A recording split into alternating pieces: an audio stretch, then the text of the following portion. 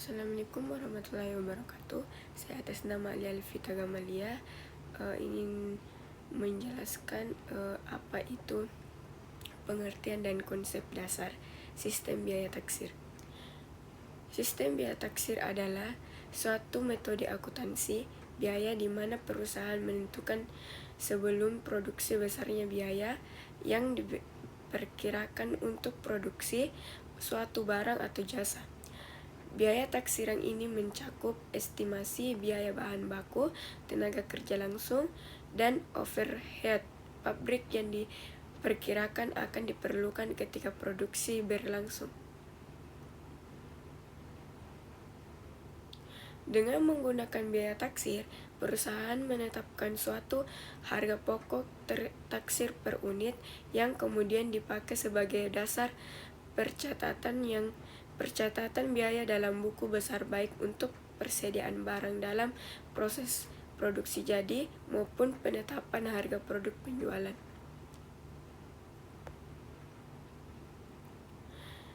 Komponen biaya dalam sistem biaya taksir.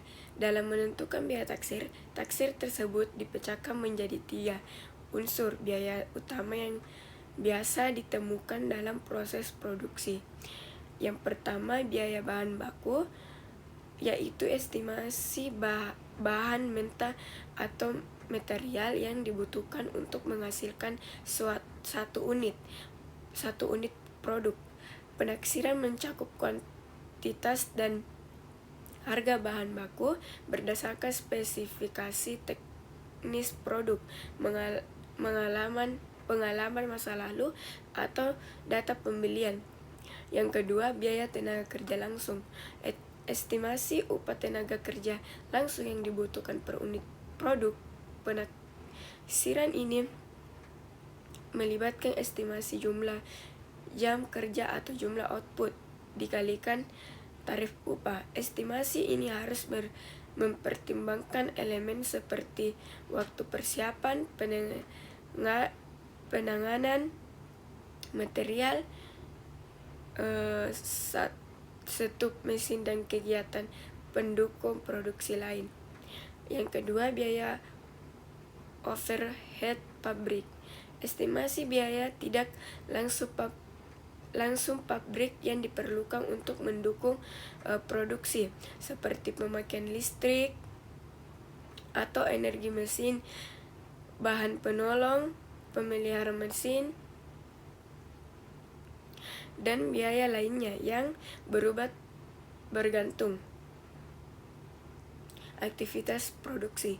Ketika menentukan overhead dalam taksiran, perusahaan biasanya membuat tarif overhead taksiran bersatuan produk atau per jam kerja. Prosedur akuntansi dalam sistem biaya taksir. Implementasi akuntansi dengan sistem biaya taksiran melibatkan prosedur tertentu untuk mencatat biaya dan mengendalikan persediaan. Pertama, sebelum produksi dilakukan, perusahaan menetapkan harga pokok taksiran per unit berdasarkan estimasi komponen biaya seperti bahan baku, tenaga kerja langsung, dan overhead. Kemudian, ketika produksi berjalan, biaya aktual sesungguhnya untuk bahan baku, upah tenaga kerja, dan overhead pabrik dicatat seperti biasa ke dalam rekening terkait bahan baku, upah, overhead. Namun untuk persediaan barang dalam proses WIP dan produk jadi, pencatatan dilakukan menggunakan biaya taksir per unit, bukan biaya aktual. Dengan demikian, persediaan di neraca akan dinilai berdasarkan taksiran,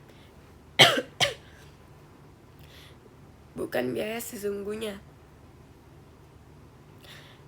Setelah periode tertentu, misalnya akhir bulan atau akhir siklus produksi, perusahaan akan menghitung selisih antar total biaya aktual yang terjadi dan total biaya taksiran yang telah dibebankan ke persediaan. Selisih ini kemudian dipindahkan ke rekening selisih biaya atau akan menyesuaikan. Jika biaya aktual lebih tinggi dari taksiran overrun, maka perusahaan menanggungkan biaya tambahan. Jika biaya aktual lebih rendah, maka perusahaan mencatat efisiensi. Tujuan dan kelebihan sistem biaya taksir.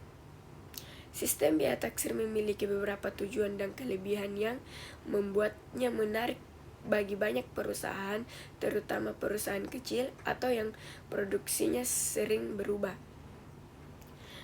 Yang pertama, sebagai jembatan menuju standar costing. Bagi perusahaan yang belum siap atau belum memiliki fasilitas untuk melakukan standar costing yang memerlukan analisis teknis, studi gerak waktu, dan norma fisik, biaya taksir menjadi langkah awal yang praktis. Dengan taksiran, perusahaan bisa mulai menghitung harga pokok tanpa harus investasi besar dan analisis teknik. Yang kedua, mengurangi beban administrasi akuntansi.